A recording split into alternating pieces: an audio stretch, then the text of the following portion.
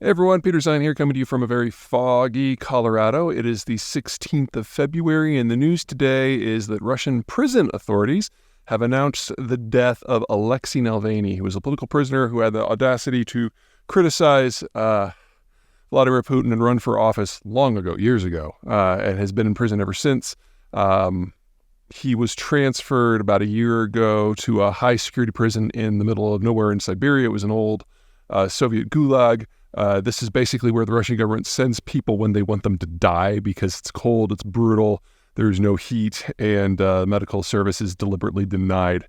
So the idea that he's dead is not exactly a shock.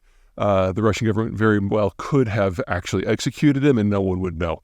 Now, back in 2021, the Biden administration said the death of Navalny would trigger a collapse in international relations that would really punish the Russians. But since then, the Russians have launched a war and killed a couple 100,000 people in Ukraine.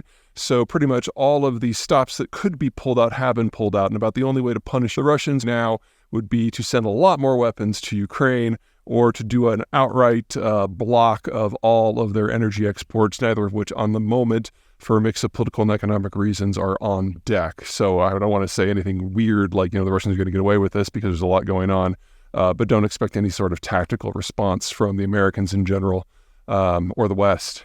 Now, before anyone gets to crying about this, a couple things to keep in mind. Number one, Russia's not a democracy. It hasn't really been a democracy in over 20 years. So even if Navalny was allowed to continue to be part of the political conversation in Russia, it's not like he has any chance of changing policy. He was more of a personal annoyance to Putin and nothing more.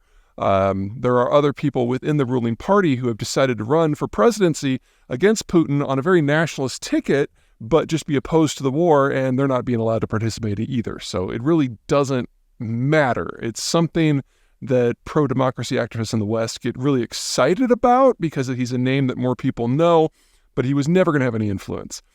Second, careful what you wish for. Navalny may have been a nicer guy than Putin because, low bar, but he was just as nationalist. And his biggest criticism of the Ukraine war wasn't that it was happening, but it just wasn't being prosecuted very well.